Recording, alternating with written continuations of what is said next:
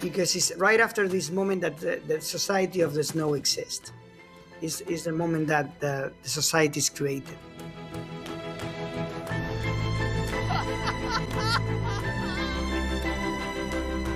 ¡Estamos vivos!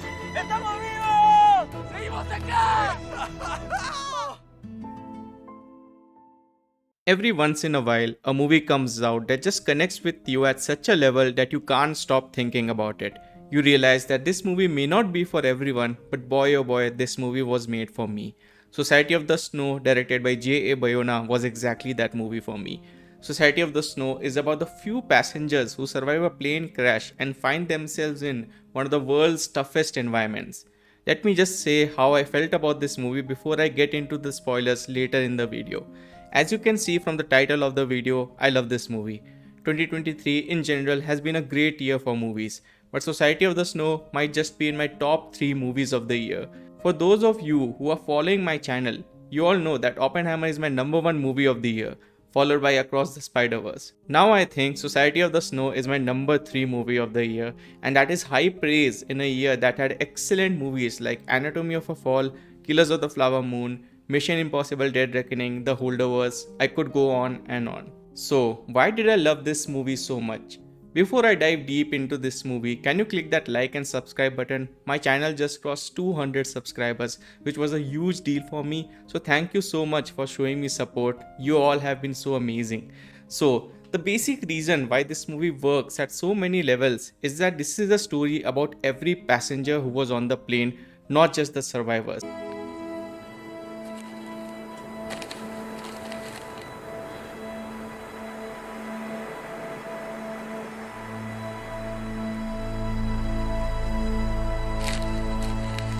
Salimos mañana.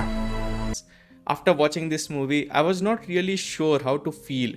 I had tears in my eyes, some of joy, some of horror.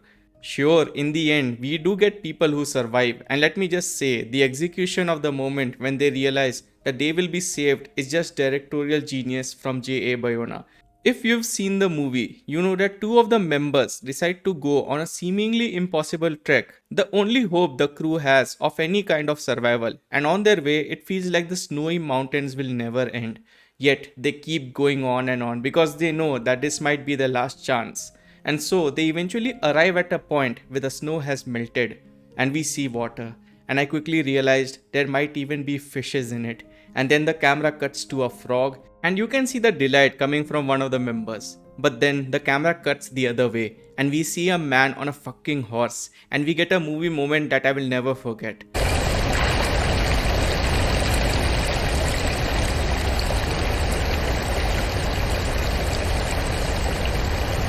Roberto! Roberto! Nando!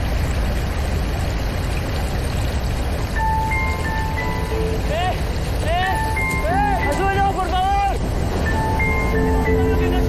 The intercuts in this scene is what made it so damn special. The idea to escalate from all the snow to the water to the frog and then to an actual human being on a fucking horse was just brilliant. But the trek was just the last part of the movie. What made this movie truly special was the first half of this movie.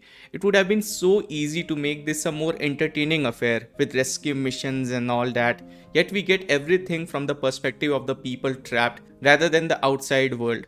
We never cut to their families or try to give a deeper backstory to each of them. Instead, we get fleeting moments of flashbacks that are peppered in just at the right moments so that you can feel what the characters are feeling in this haunted environment. We get into the headspace of the survivors, finding ways to survive, and going to places where no one ever has. We get scenes where the characters are discussing what is the meaning of their lives, and it never comes off as preachy, it comes off as emotional and subtle. In what is easily the best monologue of the year, the conversation goes like this. Numa says, "Don't lose faith." Arturo replies, "I have more faith than I ever had in my whole life." Numa replies, "What, are you an altar boy now?" Arturo replies, "Don't laugh at me, but my faith, sorry Numa, isn't your God. Because that God tells me what I'm supposed to do at home. But he doesn't tell me what to do on the mountain. What's happening here is a completely different situation. Numa, this is my heaven. I believe in another God. I believe in the God that Roberto keeps inside his head when he comes to heal each of my wounds. In the God that Nando keeps in his legs that lets him continue walking no matter what. I believe in Daniel's hands when he cuts the meat. And Fito when he gives it to us without saying which of our friends it belonged to. That way we can eat it without having to remember their faces. That's the God I believe in.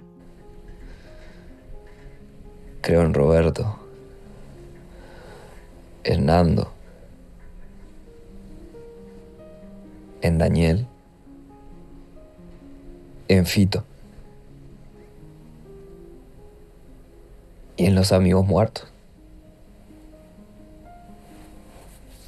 I had tears streaming down my face when I saw this scene, and it was not the only time. You get these horror moments that you expect from a movie like this, but there are heartwarming moments that will stay with you forever. JA Bayona and the team did justice to this harrowing incident in a way that is rarely seen. Never in the movie will you see characters that don't make sense. Never in the movie will you see two characters fighting each other over stupid things. The characters are portrayed in a very realistic way, yet they do miraculous things for each other, which is so endearing and inspiring. Quiero volver a ver a mis hermanos, quiero ver a mi madre, ver a mi padre. Quiero bailar. Vos nunca bailas. Ya sé. Pero ahora quiero. Tengo ganas de todo, Pancho. Quiero reír, quiero llorar. Y llora, No puedo. llora. Dale, llora.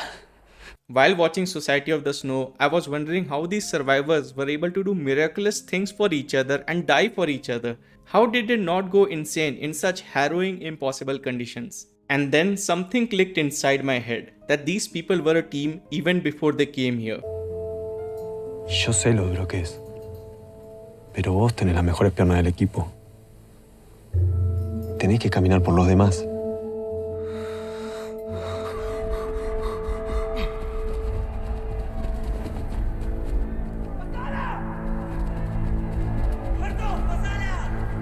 Apart from loving movies, I love sports. And when you play a team sport, you always have empathy for your teammates. You know them more than most people. Through sports, people show their true selves. Yes, some rules stop you from doing whatever you want, but that's the same with life. The movie does an excellent job of reminding us that what we are seeing is not just a random group of people wanting to survive. Instead, we see a team, a rugby team, battling the snow, wanting to survive. It was such a shocking yet emotional moment when you realize that the person narrating the movie, Numa, died and did not make it out alive. Again, this is just genius filmmaking all around.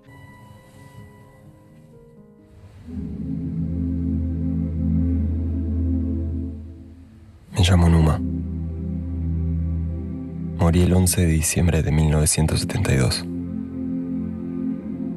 mientras dormía. The movie focuses on the dead as much as the living, and the character of Numa, played excellently by Enzo Vogrinchik, is the heart and soul of the movie. The choice to let Numa narrate the story for 90% of the movie is brilliant. One of the crash survivors, Koshe Inkiate, I may have butchered the pronunciation there, but this is what he said about Numa. When I talk about Numa, I can't help but cry. He's the best person I've ever met in my life. However tenderly I cared for those who were losing heart, Numa did it much better because he never got tired. He was constantly aware of everyone else's distress. He radiated peace. He never gave up. And when he came near me, I felt like Jesus Christ himself was among us. With such mercy and compassion in his eyes, I don't know where he got his strength. I don't know about you all, but even reading this makes me so damn emotional. You can tell after watching this movie that director JA Bayona gave his all into this. We shot all the backgrounds for real, so there is no CGI. I was shooting myself those plates on a helicopter. The story of the crash will go down as one of the most harrowing yet inspiring tales that I've ever seen, and the movie does justice to that. Martin Scorsese's final words from Killers of the Flower Moon hinted how filmmakers try to dramatize the events that happened in the past to make it more entertaining for the viewers. That even though you are trying to do justice to the communities, the irony is that the aim is to make money by making that particular movie. I think Scorsese did an amazing job paying tribute to the Osage. But where Killers of the Flower Moon lacked was when Scorsese was trying to fill his movie with pieces of stylized shooting, making it a whodunit movie when the Osage could have probably gotten more screen time. Where Martin Scorsese failed, JA Bayona succeeded. He has made a movie that pays tribute to the crash survivors and more importantly to the people who died. He never tries to make an entertaining movie but just a great movie.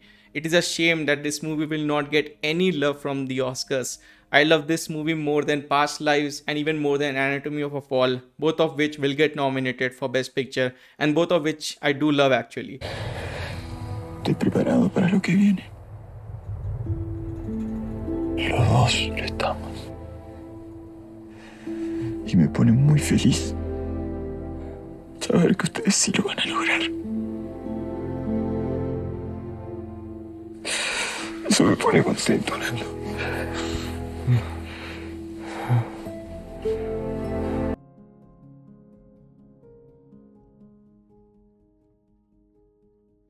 But I am very sure for those of us who have watched this movie will remember this movie forever.